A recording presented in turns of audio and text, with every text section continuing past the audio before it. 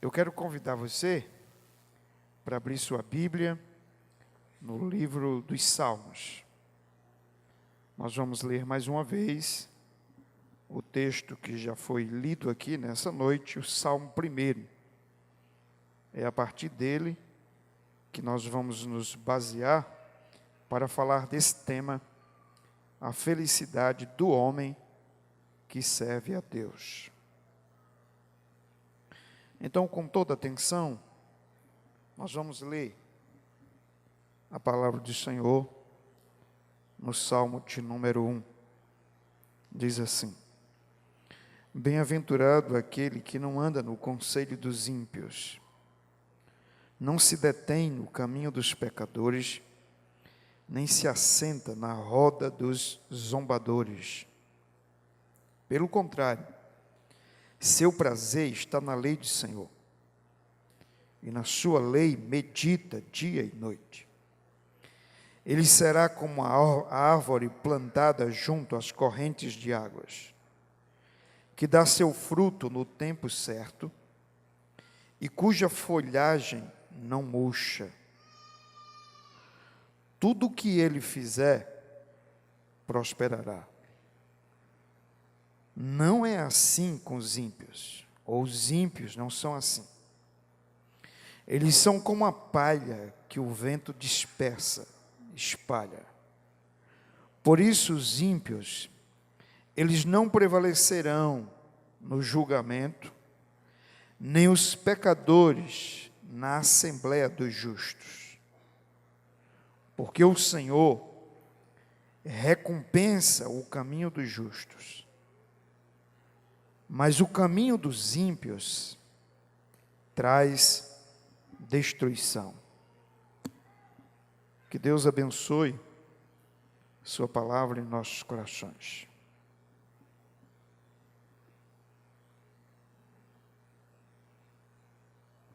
Meus irmãos, eu desejo, a partir desse salmo, destacar 3 questões importantes na tentativa de elucidar o tema em vista. A primeira delas, nos versos 1 e 2, nós vamos tratar sobre a diferença entre o caminho dos ímpios e o caminho dos justos. A segunda questão nós vamos tratar nos versos 3 e 4. A diferença entre a trajetória de vida ou o estilo de vida dos justos e o estilo de vida dos ímpios. E finalmente, nos versos 5 e 6, nós trataremos da terceira questão, terceiro tópico, a diferença entre o eterno castigo dos ímpios e a eterna recompensa dos justos. Então, é disso que nós vamos estar refletindo, é sobre isso que estaremos refletindo nessa noite. Houve um teólogo no século XX, um teólogo alemão, por nome de Karl Barth. Karl Barth dizia uma coisa muito interessante.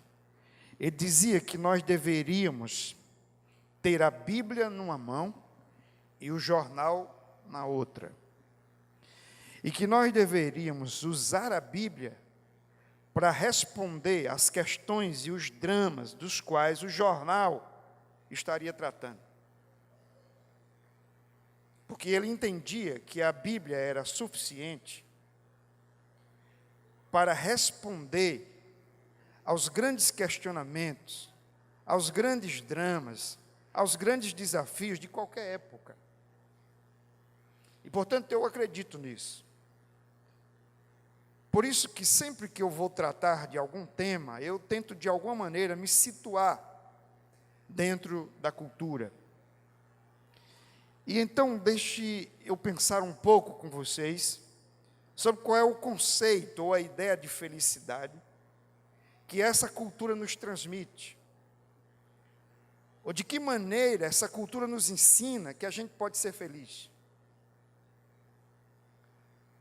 Em seu diálogo sobre vida feliz, Lúcio Ananeus Sêneca, observou que a felicidade dos que buscam prazeres e satisfação instantâneas é autodestrutiva, efêmera, exaustiva e acompanhada da apatia. Sêneca alertou, dizendo: a satisfação que chega mais rápida também é a primeira a morrer. A satisfação que chega mais rápida também é a primeira a morrer. Sobre a brevidade da vida, Sêneca observa ainda que esse estilo de vida é bem próprio de quem esqueceu o passado, não se preocupa com o presente e olha para o futuro com temor. Ignora o passado, não se preocupa com o presente e quando olha para o futuro, tem pavor. A verdade, meus irmãos, é que Sêneca, embora tenha vivido no primeiro século da era cristã, descreve com extrema precisão um traço muito comum da cultura atual e do modelo de religião de consumo. O homem contemporâneo, o homem do nosso tempo, almeja a satisfação instantânea, ao mesmo tempo que ignora o passado, vive descontente com o presente e olha para o futuro com um misto de medo e desesperança. O homem do nosso tempo, ele não tem contentamento com o presente. Ele não tem identidade com o passado. E ele olha para o futuro com medo, com pavor, com pessimismo, com desesperança. É bem verdade que sempre tivemos esse tipo de comportamento. Porém, adverte um sociólogo polonês por nome de Zygmunt Bauman, o que costumava ser uma escolha de poucos, agora é um destino de muitos. O que era uma exceção, se tornou comum. O homem do nosso tempo substituiu a esperança futura no paraíso de Deus pelo prazer momentâneo. Na ausência de uma salvação eterna, a satisfação instantânea surge como um oásis nesse deserto de almas que clamam por algum sentido imediato, por mais efêmero e sem sentido que seja. Eis aí a razão porque qualquer projeto de felicidade que se amolda ao modelo da cultura já nasce morto. A felicidade prometida por essa cultura ou por esse modelo de sociedade é como um aborto. Não há vida, não há significado, não há futuro, não há esperança. No mundo dominado pela tecnologia, o duradouro deu lugar à velocidade. Nada é feito para durar. Na velocidade da inovação, tudo é substituível. Tudo é descartável. Tudo vira lixo. O homem do nosso tempo rejeita a eternidade do céu, ao mesmo tempo que procura eternizar o aqui e agora. A última experiência, o último prazer, é como se fossem eternos.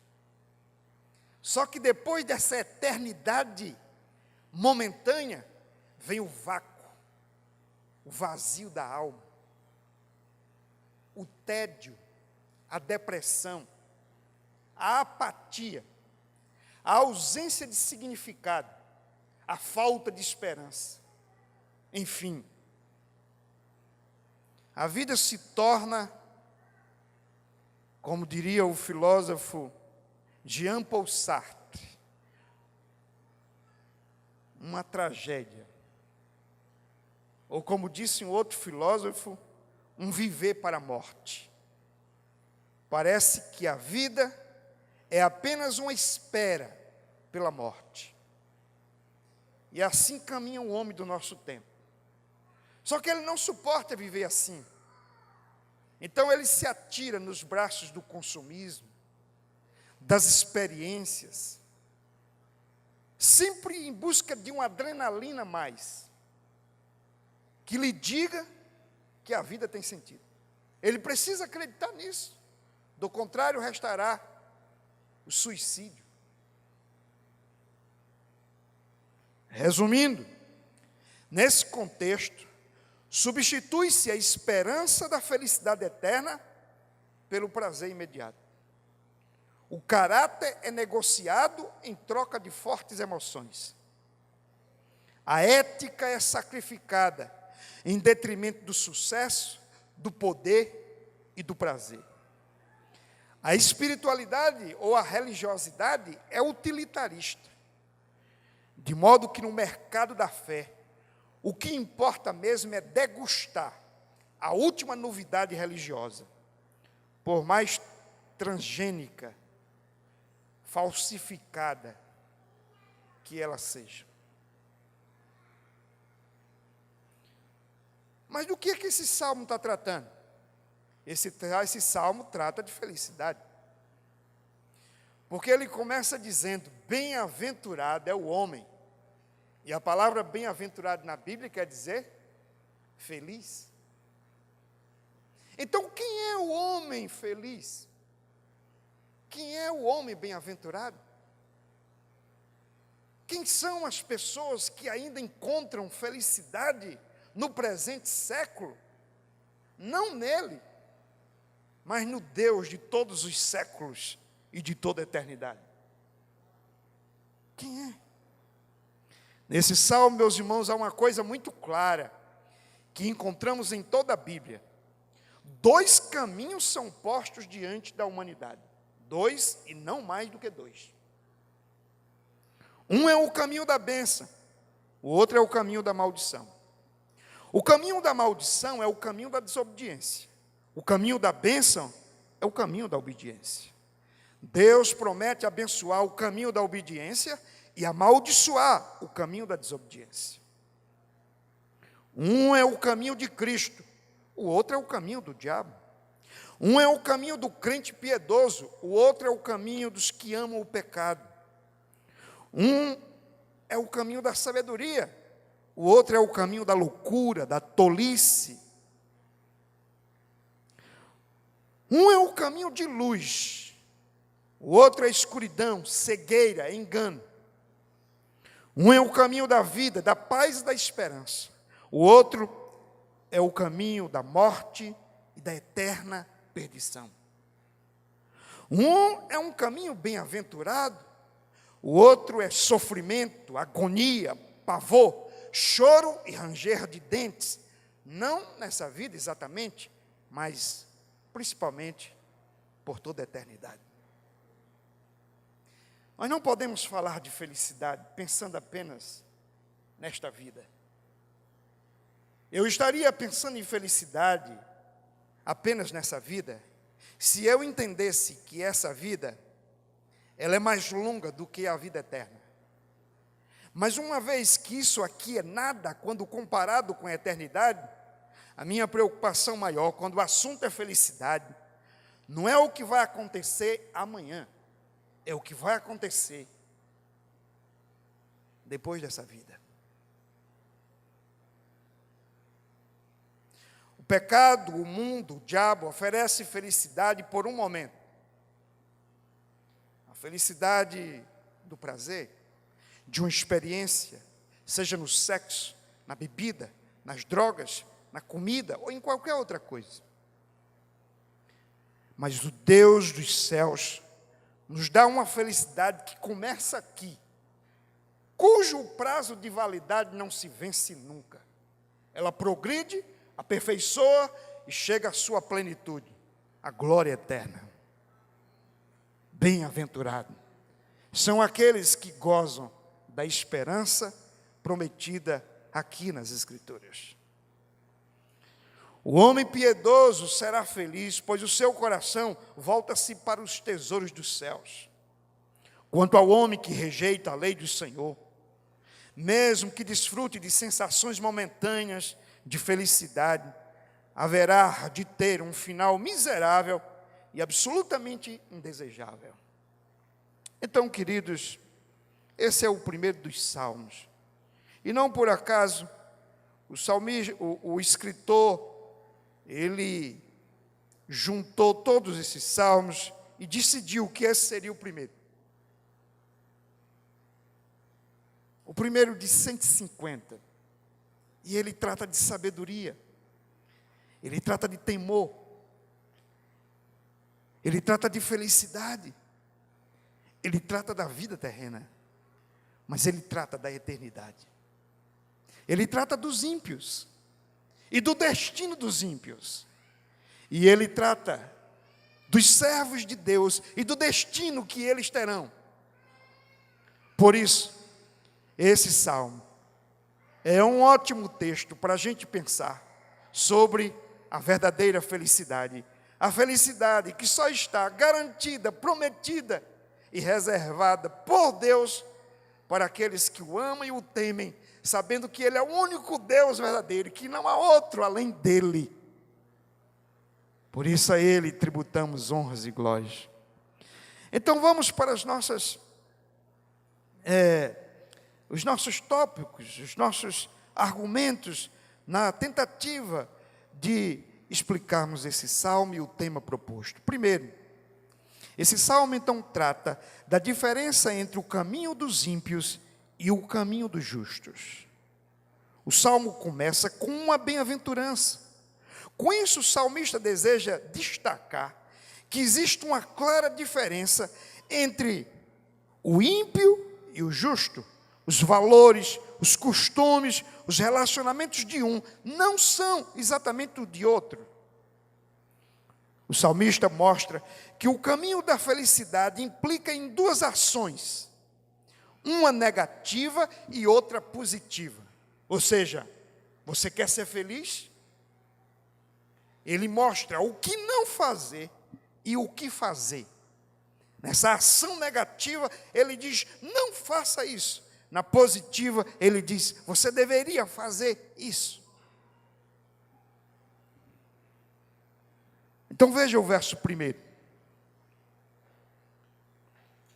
Ele diz assim, bem-aventurado aquele que não anda no conselho dos ímpios, não se detém no caminho dos pecadores, nem se assenta na roda dos zombadores ou escarnecedores.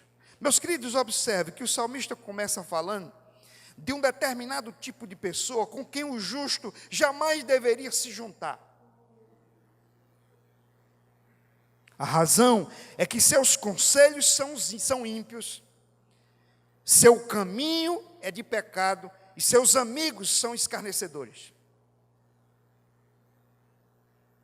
Há 3 palavras usadas para esse tipo de gente: ímpios, pecadores e zombadores ou escarnecedores. E o texto diz, cuidado com o conselho deles. Cuidado com o que eles dizem para você fazer. Cuidado com a influência perniciosa, perversa e maldita que eles tentam ter sobre os outros, exercer sobre os outros. Mas o texto diz, você tem cuidado não apenas para ir até eles e receber os conselhos, mas você tem que ter cuidado para de repente não se ver andando com eles. E aí ele vai um pouco mais adiante, cuidado, porque depois de tomar os conselhos dele e andar com eles, você tende a assentar-se com eles, na mesa deles, na comunhão dele. Mesa na Bíblia tem a ver com comunhão, com convivência, com relacionamento íntimo. E então perceba, um progresso maldito, que na realidade nada mais é do que um abismo que conduz a outro abismo. No primeiro momento, você se aconselha, no outro momento você anda com ele, e num terceiro momento você se assenta com ele.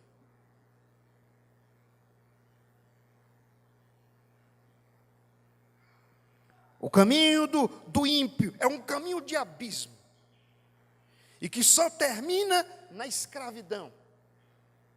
Porque depois de assentar-se na roda dos escarnecedores, você escarnece como ele escarnece, você zomba como ele zomba.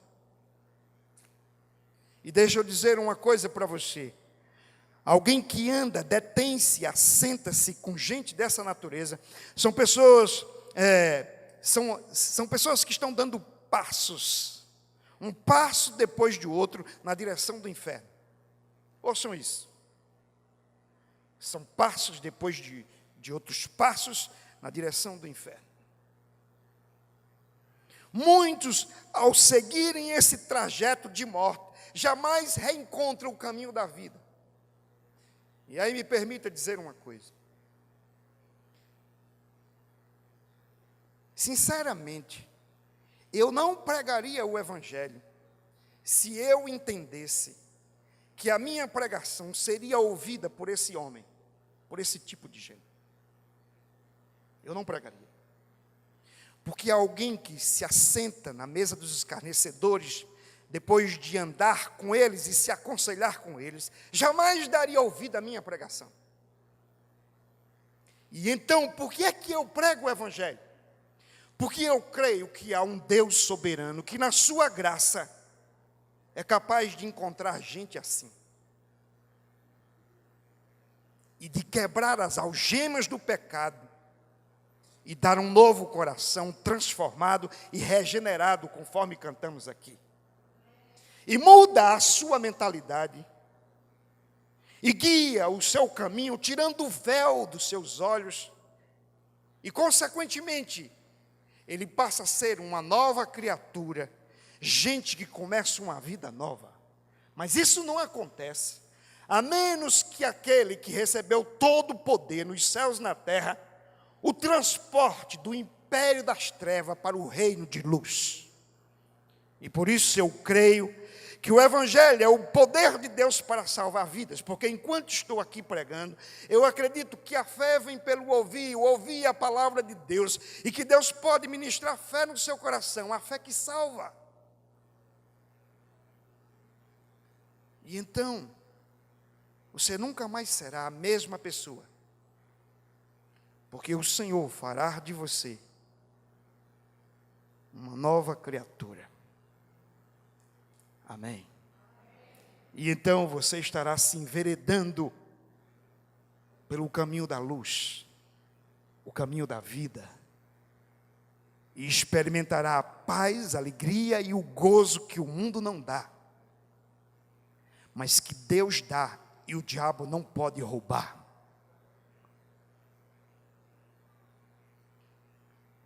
Portanto, a primeira coisa que o salmista está dizendo aqui é: se você quer ser feliz, você tem que estabelecer uma ruptura. Você tem que quebrar os laços que você estabeleceu com essa cultura, com esse mundo, e com tudo aquilo que anda na contramão do Evangelho. Então, primeiro ele diz o que não fazer, e depois ele diz o que fazer. Veja o verso 2. Pelo contrário, seu prazer, bem-aventurado aquele que não anda no conselho dos ímpios, não se detém no caminho dos pecadores, nem se assenta na roda dos escarnecedores. Ao contrário disso, o que é que ele faz? Verso 2, pelo contrário, seu prazer está na lei do Senhor, e na sua lei medita dia e noite. O que eu quero que você perceba hoje à noite aqui, é que não há uma condição de neutralidade. O texto diz que ou você está do lado de lá, ou está do lado de cá. Ou você é o justo, que tem prazer na lei de Deus, e nela medita dia e noite, ou você é alguém que naturalmente está do lado de lá. No time dos ímpios, dos pecadores, dos escarnecedores. Porque, de alguma maneira, ou nós estamos vivendo de acordo com a palavra de Deus, ou nós estamos andando na contramão dela. Ou nós estamos aplicando a palavra de Deus ao nosso coração, ou nós estamos zombando dos mandamentos de Deus, dando as costas, quebrando-os, como se fosse a coisa mais comum do mundo. O salmista, então, estabelece um evidente contraste entre o ímpio e o justo, mostrando que qual a razão da felicidade do justo?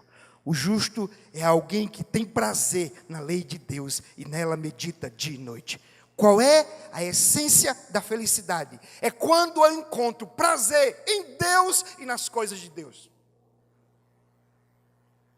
Somente quando o meu coração se deleita em Deus, na sua lei, na sua palavra, então eu tenho a verdadeira felicidade. Quando o meu prazer está no pecado, não tem felicidade. Mas quando o meu prazer está na lei do Senhor, então eu estou caminhando de acordo com o propósito de Deus. Observe que a lei de Deus aqui, meus irmãos, não é para ele uma regra imposta, um fardo pesado, uma obrigação religiosa. A lei do Senhor é um deleite da sua alma. Mais do que estudar e conhecer a palavra de Deus, o salmista declara seu amor pela lei do Senhor e faz dela sua regra de fé e prática. Ele procura aplicar e viver de acordo com o seu padrão, pautando seus relacionamentos, seu culto, seu trabalho, sua família, sua vida aos preceitos do Senhor. Trata-se, portanto, de uma atitude de entrega a Deus e de submissão à vontade de Deus revelada na sua santa lei. E aí, preste atenção. Às vezes parece que a ideia é o seguinte: a igreja, o pastor, a liderança, a religião, de um modo geral, está querendo impor para as pessoas fazerem isso ou aquilo. E você, debaixo dessa pressão, decide deixar algumas coisas, porque você precisa se submeter ao fardo da lei de Deus. Isso só acontece quando a religião ela é praticada da seguinte forma: eu tenho que impor o que as pessoas vão fazer. Não, não é assim. A felicidade não consiste nisso, em eu me submeter a um fardo religioso, a normas, a regras, a imposições, a uma cartilha, a um credo, a uma confissão. Não é isso. A verdadeira felicidade é quando nada disso me é imposto, mas quando isso está guardado no meu coração, e eu digo, eu me submeto à lei do Senhor, porque eu a amo, porque os seus caminhos são justos, são retos, os mandamentos do Senhor são bons, são agradáveis. João, ele fala disso na sua primeira carta. Ele diz assim: os mandamentos do Senhor não me são pesados. Amém? Todas as vezes, meus irmãos, que a religião ela se torna um fardo, um conjunto de regras nos são impostos, olha, é porque nós estamos andando muito longe do Evangelho. O Evangelho é prazer, e eu devo ser alguém que tem o prazer na lei do Senhor. Um coração que nunca foi transformado, ele nunca terá prazer na palavra de Deus. Mas o novo coração, ele é compatível com a lei de Deus.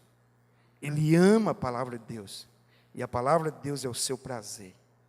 Portanto, mais do que conhecer ou estudar a palavra, aqui está falando de aplicá-la à vida, de torná-la a essência do nosso viver. De modo que tudo que eu faço precisa estar fundamentado, pautado por esses princípios.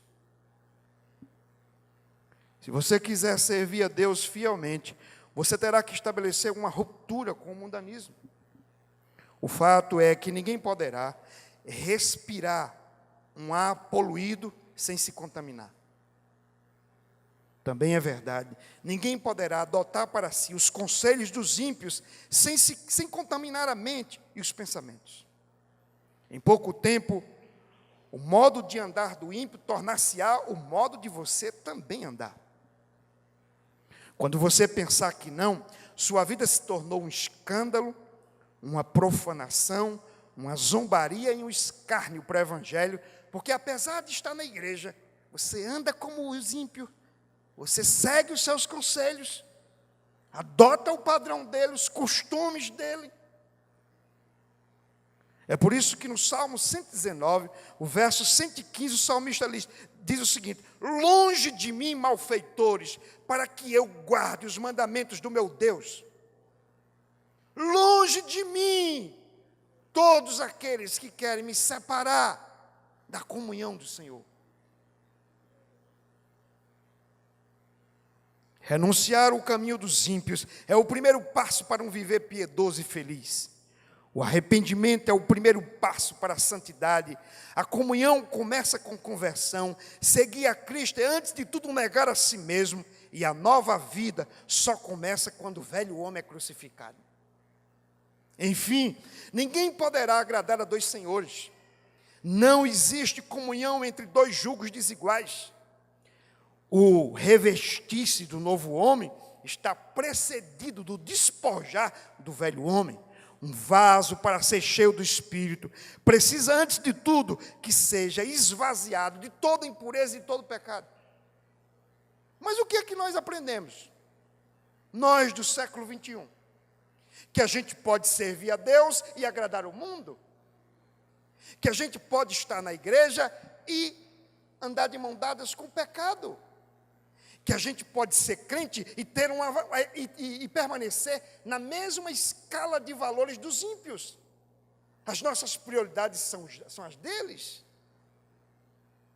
Não, meus irmãos, é claro que na Bíblia isso está muito evidente. Quem pertence ao segundo Adão, que estabeleça uma ruptura, um divórcio com o primeiro Adão. Quem anda na luz, que odeia as trevas. Quem ama os mandamentos, que rejeita o pecado. Quem quer ser cheio de Cristo, que seja esvaziado de tudo aquilo que não agrada. Portanto, não adianta querer cochear entre dois pensamentos. Não adianta achar que pode agradar a Deus e pode agradar o mundo. Ninguém agrada a dois senhores. Quando a gente olha para a época das perseguições, a gente entende por que o cristianismo era sempre mais odiado do que qualquer outra religião. Fosse no Egito, na Babilônia ou no Império Romano. Por quê? Porque qualquer pessoa que tivesse qualquer outra divindade, ela não se recusaria a se prostrar diante da imagem do imperador e prestar-lhe culto. Mas os cristãos constituíam a única religião em que diziam: nós adoramos apenas o Deus verdadeiro. Está certo? Apenas o Deus verdadeiro. Ou seja, nós não admitimos prestar culto a Deus e a uma outra divindade. Por quê? O nosso Deus é ciumento. Ele nos tem como propriedade exclusiva dele. Mas nós estamos querendo criar um cristianismo terceira via, que pode andar de mão dadas com o mundo e ainda assim ser igreja. Não, igreja é sal da terra e luz do mundo. Igreja é o povo que imita e reproduz o caráter de Cristo, que faz resplandecer a luz do Evangelho diante de um mundo em trevas, e caso contrário, de nada servimos senão para sermos pisados pelo mundo. Então, o padrão de felicidade que nós queremos está aqui, no prazer que temos na lei de Deus, na ruptura com tudo o que não agrada o Senhor, para que o Senhor seja o deleito da nossa alma, e independente das circunstâncias, com ou sem emprego, com saúde ou doente, na aflição, na perseguição, na juventude, na velhice, nós vamos dizer: aprendi a estar contente em toda e qualquer situação. Aprendi. O Senhor é o contentamento da minha alma. Tudo posso naquele que me fortalece. Portanto, há uma diferença entre o ímpio e o justo, e é isso que eu quero aqui enfatizar. Não dá para alguém dizer, eu sou justo, eu sou crente, eu sou um cristão, e eu vou para o céu, e eu sou povo de Deus, e permanecer na mesma vida ímpia de todos os ímpios, e da vida que tinha antes de entrar para a igreja. Houve apenas uma mudança de geografia religiosa, apenas uma mudança institucional, em que você pertencia a um certo grupo e mudou para outro. Não, o que Deus se agrada é de um coração contrito e quebrantado, isso Ele jamais desprezará. Segundo lugar, o texto fala, meus irmãos, da diferença entre a trajetória de vida dos justos e a trajetória de vida dos ímpios. Os versos 3 e 4. Observe o que diz a palavra de Deus. Ele será como a árvore plantada junto às correntes de águas, que dá o seu fruto no tempo certo, e cuja folhagem não murcha. Tudo o que ele fizer prosperará. Agora veja mais uma vez a ênfase que o autor do Salmo dá, para estabelecer o contraste entre uns e outros. Verso 4. Não é assim com os ímpios. E como é? Eles são como a palha que o vento espalha. Observe você que o salmista se utiliza aqui de duas metáforas para elucidar uma verdade. A metáfora em que o crente é comparado com uma árvore frondosa, plantada à beira de um rio, com raízes profundas, sempre com suas folhas verdes, produzindo fruto na estação certa, mas uma vez que as suas folhas não caem, ela já aponta para uma nova colheita posterior. Enquanto isso, ele compara o ímpio com a palha que o vento leva de um lado para o outro.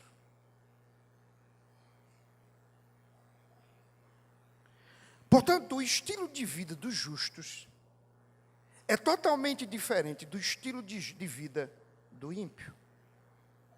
Usando a imagem da planta, o salmista deseja mostrar que a vida espiritual do crente não tem que ser marcada por quedas. Não estou dizendo que o crente não cai, mas não deve ser uma característica da vida cristã o cair permanentemente, oscilações, fracassos e vulnerabilidade diante das tentações e das seduções desse mundo. Não convém. A vida do crente pode sim ser cheia de vigor espiritual, gozo no espírito e resistência diante do pecado. Então, nós temos que decidir se queremos ser um crente cheio de vigor espiritual, ou me desculpe se tem algum Raimundo aqui, mas eu ouvi essa expressão há muitos anos, vou repetir aqui. O crente Raimundo, um pé na igreja e outro no mundo. Com todo respeito, então, aos Raimundos. Mas o fato, meus irmãos, é que isso não convém. Eu me lembro que eu não era crente aqui nessa cidade, mas eu fui criado no Evangelho, eu tinha o temor de Deus, e no meu projeto eu queria ser crente lá para os 30 anos. Porque, em tese, eu queria aproveitar a minha juventude. E é claro que Deus interviu, eu me converti aos 21 anos. Mas eu me lembro que uma das coisas que mais me entristecia é quando eu via um crente desviado, que se convertia, passava um tempo na igreja e saía. E uma das coisas que mais me dava medo de ser crente era exatamente que eu seguisse um caminho semelhante. Porque eu dizia, um dia eu vou ser crente, mas quando eu for, eu não quero sair jamais da igreja. E eu estou completando 31 anos de crente, e digo para você, que eu amo mais a igreja do que há 30 anos atrás. e tenho mais prazer de estar nela, de pertencer a ela, do que qualquer outra coisa. Porque na minha mente eu aprendi uma coisa: vale mais um dia na casa do Senhor do que 1000 dias nas tendas da impiedade. E o Deus que me chamou antes da fundação do mundo, segundo o seu propósito, me dá a graça para eu perseverar, de acordo com os meios que Ele coloca diante de mim. A oração, a leitura da palavra, a pregação, o culto, a ceia, o batismo, todas essas coisas, Deus usa quando a gente não faz meramente como atos religiosos, mas como uma experiência com Deus. Deus usa isso para enaltecer a nossa fé, a fim de que a gente seja alimentado, nutrido e fortalecido para resistir o dia mau. Então, embora eu e você estejamos sujeitos a quedas, ao fracasso, essa não deveria ser a marca do cristianismo. A marca do cristianismo deveria ser a fidelidade a Deus, o zelo e a santidade.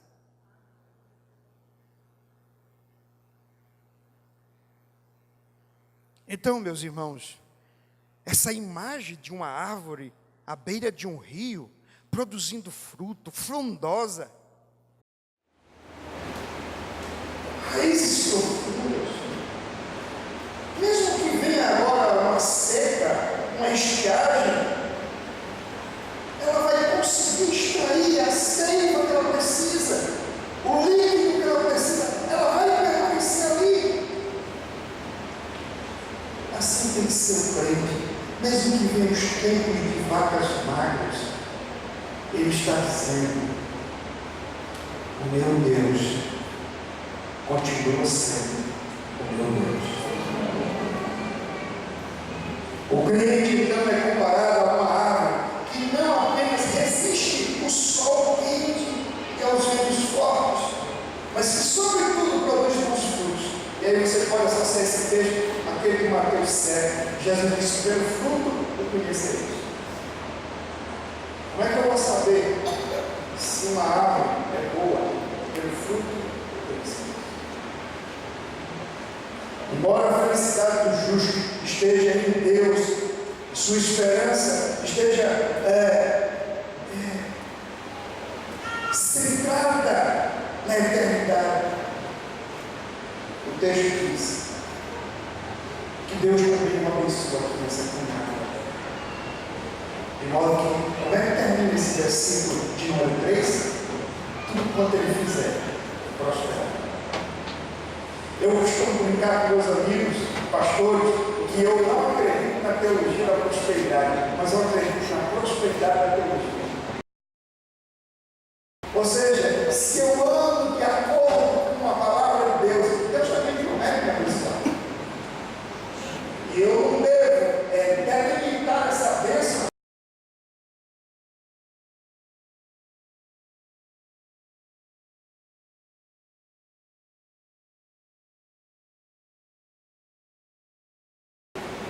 na sua garagem tem um carro cuidado. A sua esposa também deu. E os filhos estudam, um no Japão, o outro na Europa, o outro nos Estados Unidos. Mas tem um filho que é viciado. O casamento é uma desgraça. A casa não tem paz. Isso é prosperidade. Mas você pode entrar na casa de alguém que é assalariado. Você pode encontrar ali a harmonia, paz, as pessoas jovens sossegadas. E a prosperidade. Então, nós não podemos reduzir o sentido da prosperidade ao material. Prosperidade é algo mais sério. Pode estar acompanhado com riqueza, Deus concede o dom da riqueza a algumas pessoas. E elas têm um desafio de serem mordomos diante disso. Diante daquilo que Deus colocou sobre. Então, pobreza não é sinal de espiritualidade, riqueza não é sinal de pecado.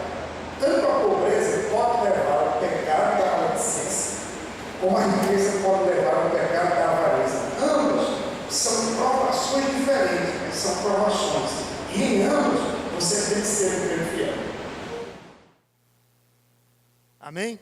É por isso que o autor do provérbio diz: Senhor, eu não quero ser muito pobre para eu não maldizer, e eu não quero ser muito rico para eu não me esquecer do Senhor. Aí eu costumo dizer que a oração dele é: faça de mim uma classe média.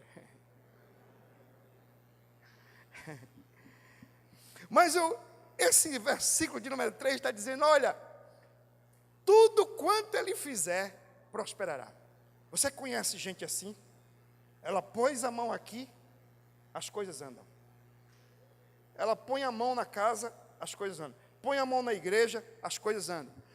Põe a mão lá na empresa, as coisas andam.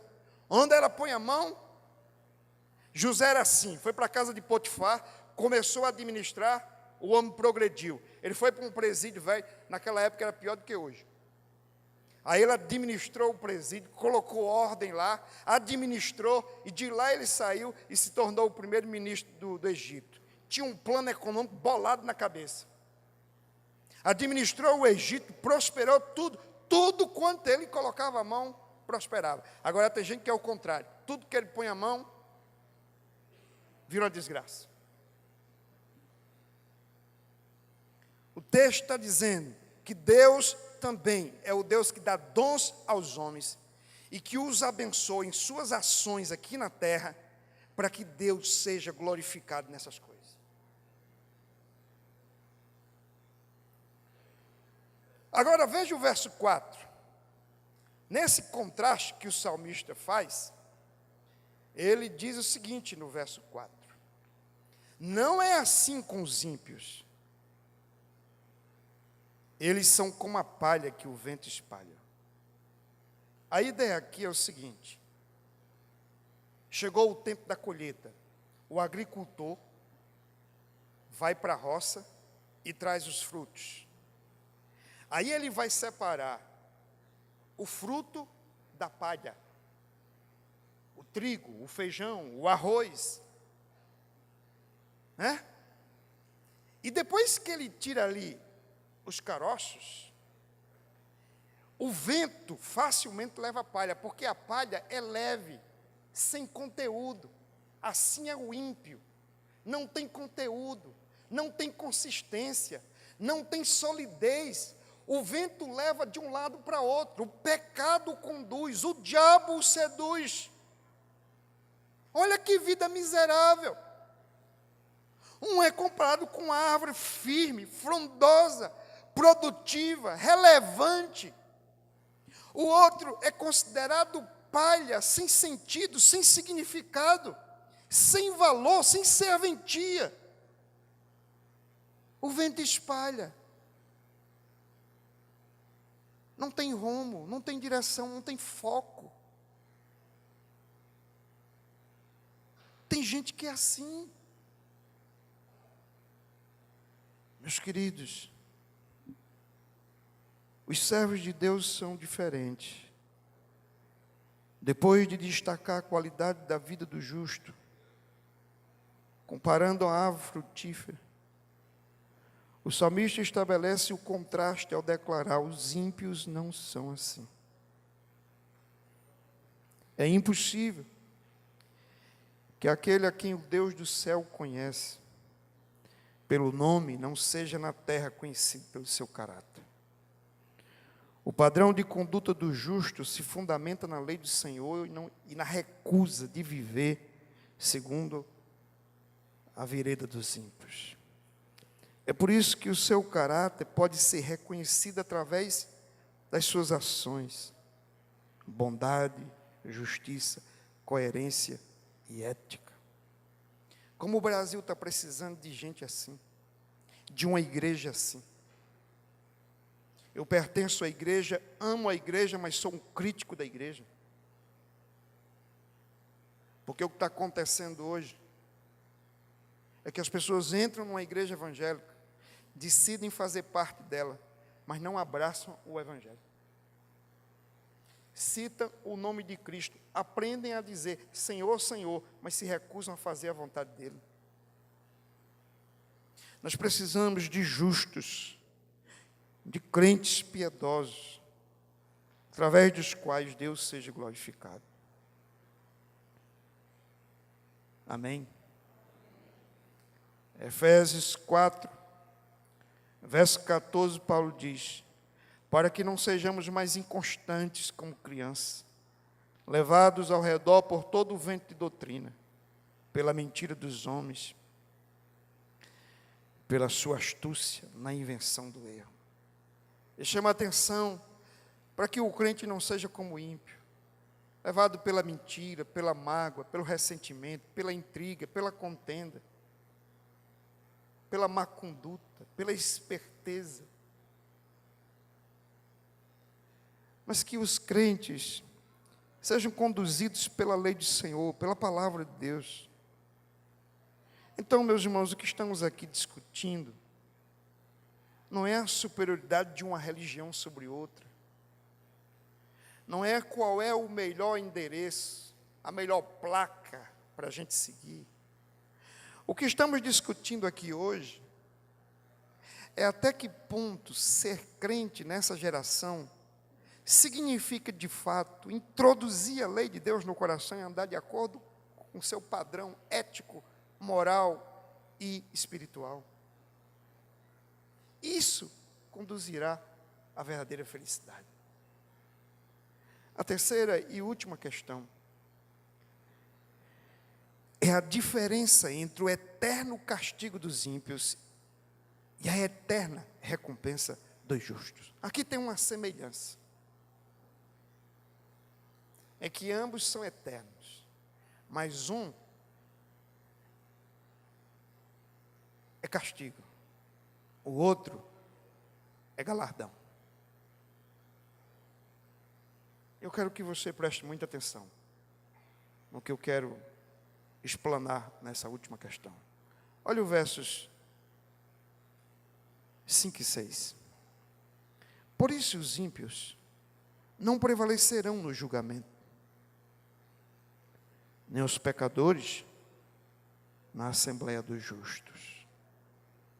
Porque o Senhor conhece, recompensa o caminho dos justos, mas o caminho dos ímpios traz destruição. Amém?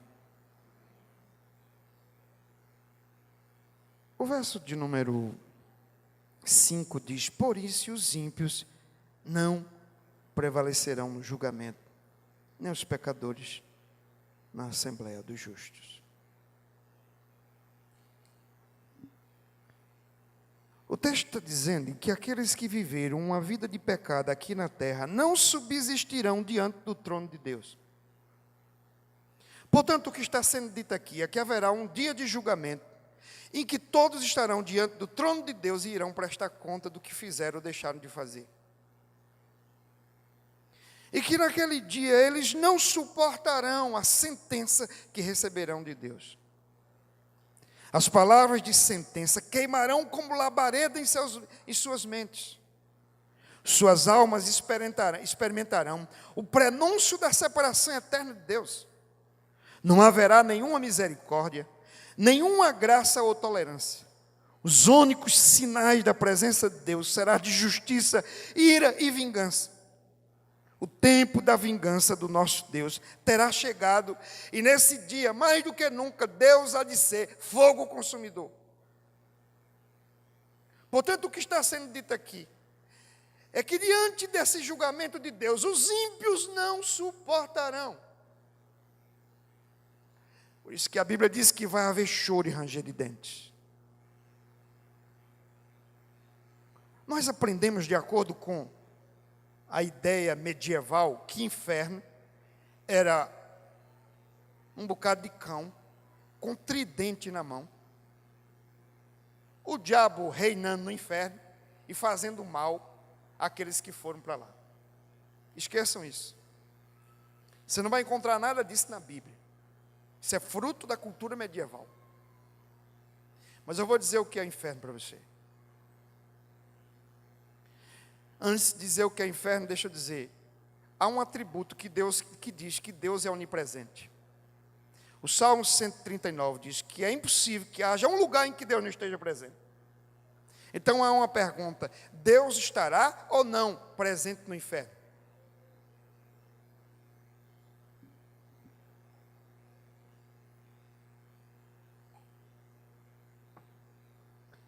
Eu digo para você que Deus estará eternamente presente no céu. E eternamente Ele será bondade, graça, misericórdia, amor e tudo de bom.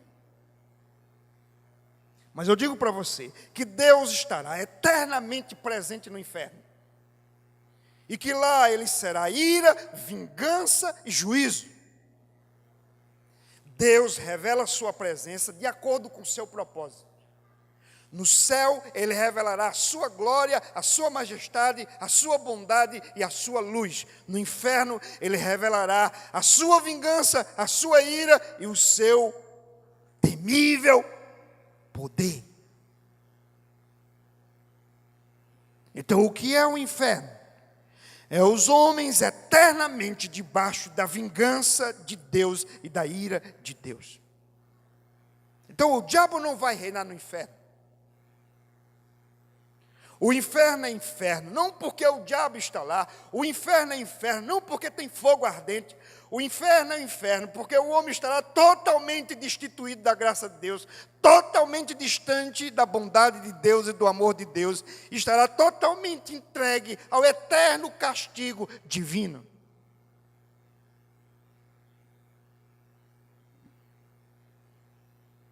Apocalipse 21, versos 5 e 8 diz: o que estava sentado sobre o trono disse: eu faço nova todas as coisas. E acrescentou: escreve, pois estas palavras são fiéis e verdadeiras.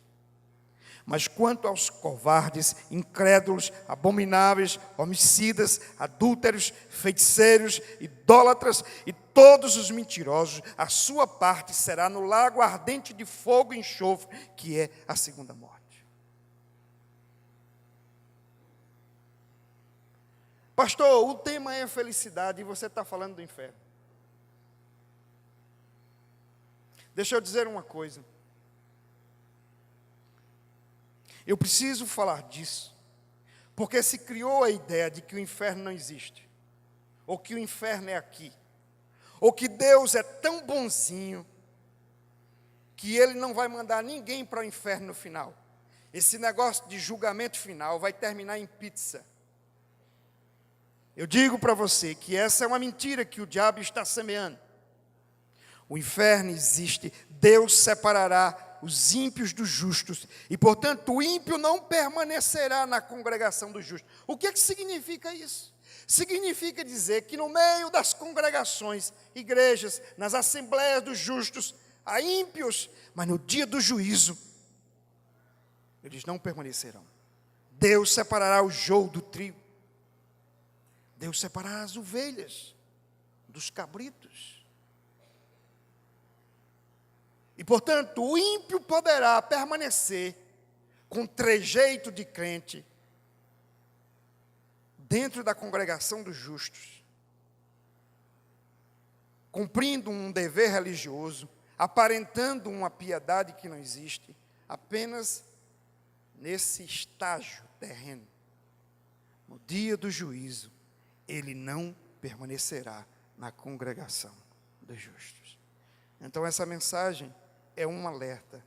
Se nós queremos viver a felicidade eterna, nós não podemos ser atraídos pela felicidade desse mundo, porque a felicidade desse mundo resultará na condenação eterna.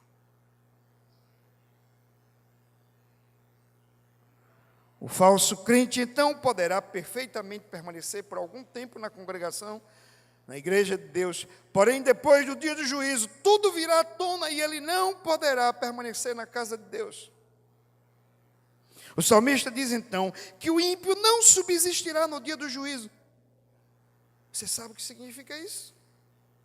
Significa que não haverá escapatória, não haverá advogado de defesa, não haverá argumento, eles estarão emudecidos diante do trono do Todo-Poderoso, não haverá justificativas nem desculpas, pois nenhum homem poderá argumentar contra a sentença do tribunal de Cristo.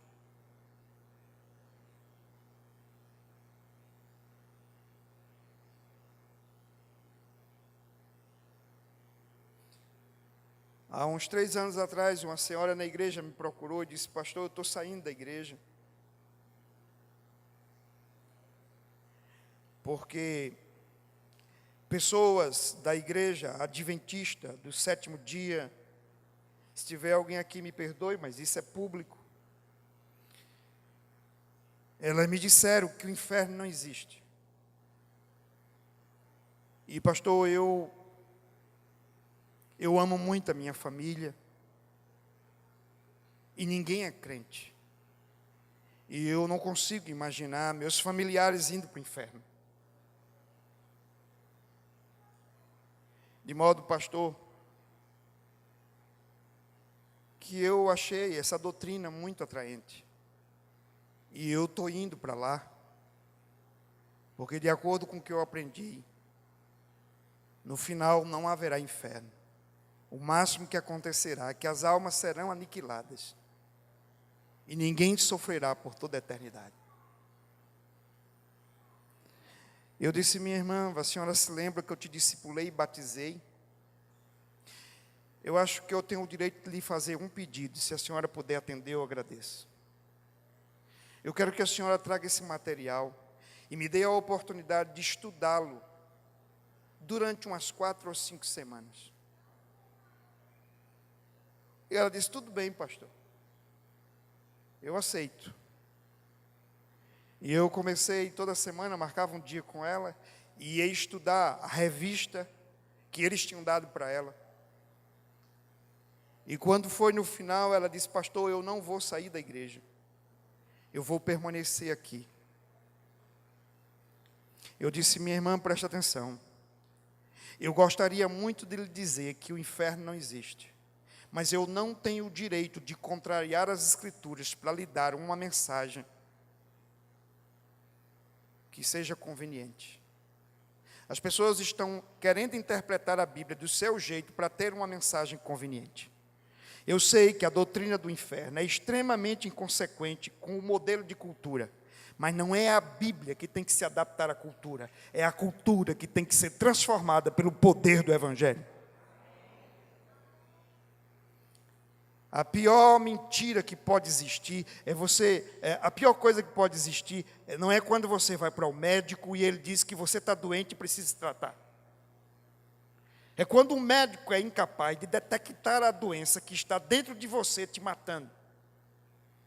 A pior notícia que eu posso dar para você hoje não é que o inferno existe e é esse lugar da ira e da vingança de Deus. A pior notícia é se eu negasse essa verdade e deixasse você caminhar a passos largos para o inferno e você se deparasse diante do grande trono de Deus e fosse eternamente punido. Por isso, hoje, você, sabedor disso, tem a oportunidade de voltar-se para o único que pode te livrar da condenação eterna, Jesus Cristo. Ele morreu numa cruz para te salvar. E Ele, então, promete a você a eterna felicidade. A eterna felicidade. E deixa eu dizer, então, por que é que somente em Jesus você pode ser salvo? Somente em Jesus você pode estar livre da ira vindoura, e você pode se enquadrar no verso 6. O que é que diz o verso 6? Porque o Senhor recompensa, conhece, reconhece, aprova, galardoa o caminho do justo, mas o caminho dos ímpios traz destruição. Olha a promessa aí de felicidade eterna. Deixa eu dizer então, por que é que Jesus é essa garantia? Deus é um Deus santo, justo e perfeito. E Ele tem um código de leis. Esse código de leis é válido para toda a eternidade. A lei do Senhor é perfeita, é boa e refrigera a alma. Deus não admite, como justo juiz que Ele é, que uma lei dele seja quebrada e ela não seja devidamente punida. Então, se existe uma verdade extremamente absoluta e inegável, não que eu não creia que exista todo um conjunto de verdade, mas quero me referir a essa, é de que todo homem é pecador, e todo homem em algum momento quebrou a lei de Deus. Seja de uma forma ou de outra. E todos então estão passivos de condenação.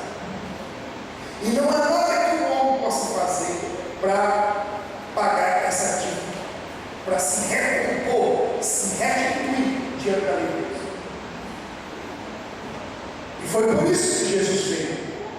É por isso que a Bíblia diz que o fim da lei é Cristo, para a justiça de todo aquele que crê. Porque Jesus cumpriu toda a lei na íntegra.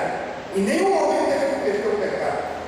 De modo que quando ele caminhou para aquela cruz, ele assumiu o lugar do pecador e pôde pagar a dívida do pecador. Então, você sabe por quê que o crente pode ter certeza da vida eterna e ele poderá ir para o céu, e ele irá certamente para o céu, o crente fiel e verdadeiro? Porque Jesus morreu por ele e pela fé ele se apropriou do sacrifício de Cristo. Se Cristo pagou sua dívida na cruz, você está eternamente salvo. Deus não cobrará uma dívida duas vezes. Porém, se você não está em Cristo, se Cristo não é o seu Salvador, não é nada que você faça para salvar a si mesmo.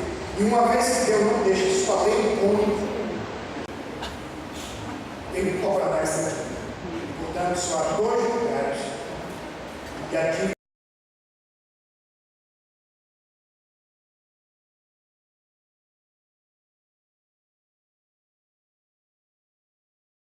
como Senhor e Salvador, você não precisa mais pagar e você vai para o céu.